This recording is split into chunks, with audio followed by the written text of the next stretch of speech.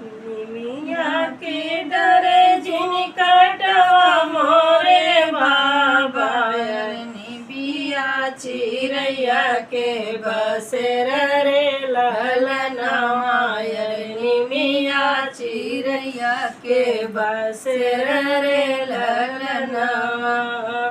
कटी जई है डरिया हो उड़ी जई है चिरई कटी जई है डरिया हो उड़ी जई है चिरई अरे रही जई है निमिया के लरे ललनवा अरे रही जई है निमिया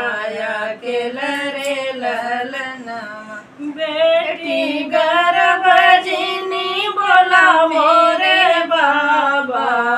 बेटी गर्भ जिनी बोला मोरे बाबा अरे बेटी पराय धना हाई रे ललनवा अरे बेटी पराय धना हाई रे ललनवा चली जई है बेटी सुना भैया नगरी चली जई है बेटी सुना भैया नगरी अरे रही जई है मैया के लरे ललनवा अरे रही जई है मैया के लरे ललनवा तनी बचन सुन माई हो कावन दे तनी बचन सुन माई हो कावन दे अरे रोवाई मड़ुआ के बिचारे ललनवा अरे रोवाई मड़ुआ के बिचारे ललनवा बड़े हो जतन से बेटी का पाल बड़े हो जतन से बेटी का पाल अरे उहे बेटी जई है दूसर देसरे ललनवा अरे उहे बेटी जई है ससुर देसरे ललनवा मैया का फाटाई बहुत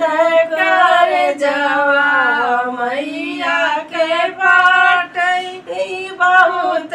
कर जवा अरे हमर बेटी जई दूसरे देसरे ललनवा अरे हमर बेटी जई दूसरे देसरे ललनवा मड़ाए के अरे पास घुमाई दूल्हा राम मड़ाए के अरे पास घुमाई दूल्हा राम अरे विदा करा ससु बेटी अपन रे ललनवा अरे विदा करा ससु बेटी अपन रे ललनवा यतनी बचन सुन भैया हो कावन राम तनी बचन सुन भैया हो कावन राम अरे मोतिया भरन डूरया सरे ललनवा अरे मोतिया भरन डूरया सरे ललन दौनी बहिनिया के संगवा में खेल जमनी बहिनिया के संगवा में खेल अरे उह बहिनी जाए दूसरे देसरे ललनवा अरे उह बहिनी जाए दूसरे देसरे ललनवा जिनी रोवा मैया हो जिनी रोवा भैया जिनी रोवा मैया हो जिनी रोवा भैया अरे बहिन जई है अपने के देसरे ललनवा अरे बहिन जई है अपने के देसरे ललनवा तुम का लिखल भैया बाबा के रजवा तुम का लिखल भैया बाबा के रसवा